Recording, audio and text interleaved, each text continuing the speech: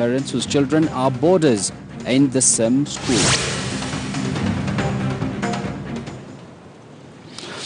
Now, the European Election Observer Mission in Kenya's embassy in Brussels are on a coalition path following the release of a report with scathing findings. The head of the European Election Observer Mission, Marej Shaka, says she released the report in Europe due to travel frustrations, but the Kenyan embassy in Belgium said she was scheduled to travel to Kenya between February and March. In the report, Jubilee is accused of benefiting from massive abuse of state resources, while the observers found out the NASA used violence to intimidate IEBC staff and disrupt the process of election preparations. Our reporter Mureme Mwangi is now keeping tabs on this developing story and now joins me live from our city centre studios. Good morning, Mureme. And apparently, the EU Observer Mission have made about 29 recommendations to make Kenya's elections more credible and transparent. What has made the Kenyan government so angry? They've already referred to these reporters as dishonest. Good morning, Yusuf. Well, the complaint from the Kenyan embassy in Brussels was that the release of that report was premature and procedural.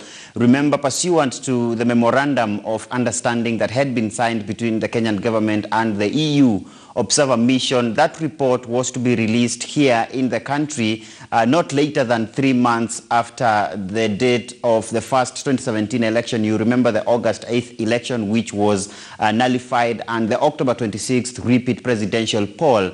But of course, the Observer Mission has said that they were ready to come to Nairobi to release that report here, but they felt that the Kenyan government was unwilling to receive them, and therefore they opted to do that from the European Union Parliament in Brussels, much to occasion that anger from the Kenyan embassy there. But besides that, this report could, of course, redefine the dialogue discourse that has been ongoing for some time, one that has been pushed by European governments regarding the push to have the opposition and the government sit to resolve some of the prevailing issues emanating from the 2017 electioneering season.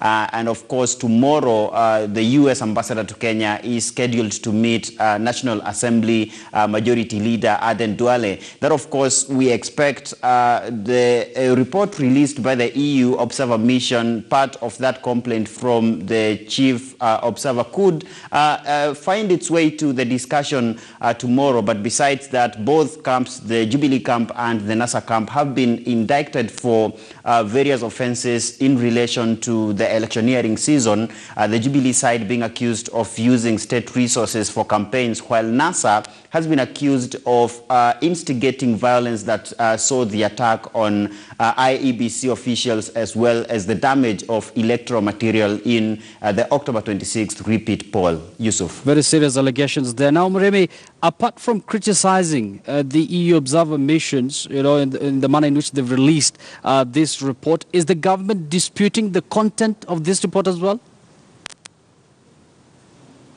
Well, the statement from Brussels was with regard to the release of that report, the manner in which it was done and the time when it was done, because they insist that the report did not have the input from the Kenyan government side, and therefore we expect perhaps there will be a reaction from President Uhuru Kenyatta's key handlers regarding the allegations that have been raised therein.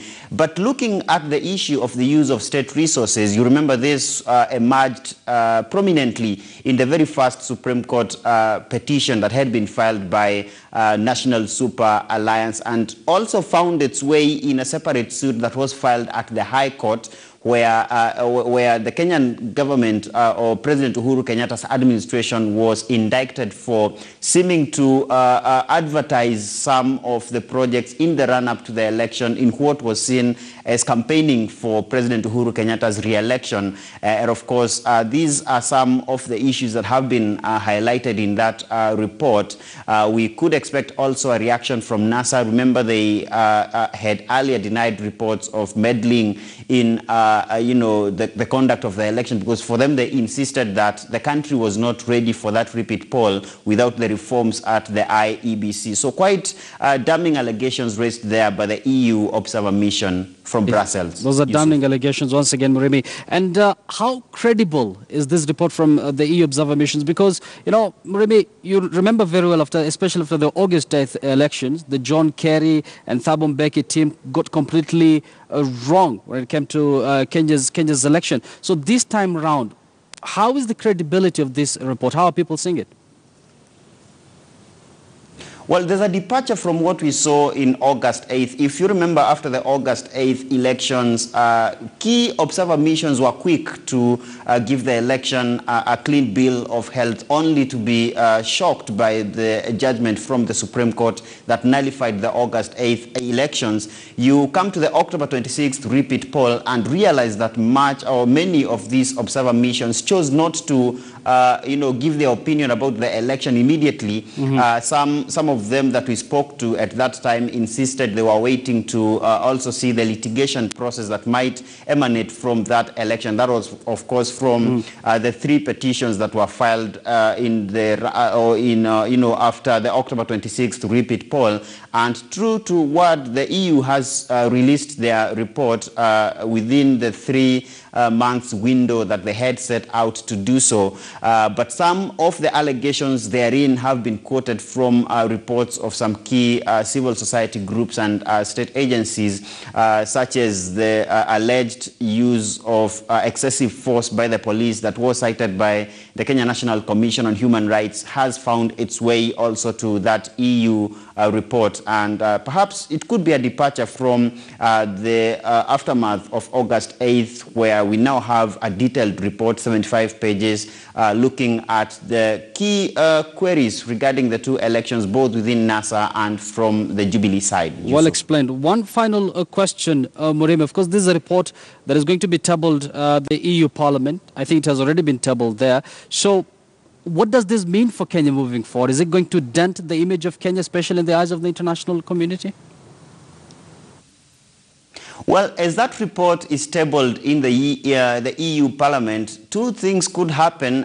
There's the push for these reforms that the EU is pushing for, including the independence of key state organs, as well as stricter legal framework to look into key omissions and commissions from the 2 sides of the political divide, so to speak, strengthening the electoral legal regime. But besides that, the Kenyan embassy in Brussels is also seeking action against the observer mission, because they insist that their decision to release that report from Brussels was in breach of the memorandum that they had signed with the Kenyan government in sometime last year before the election. And they insist that since the release of the report to them was unprocedural, they expect some action from the EU Parliament to, cure that for future engagements between Kenya and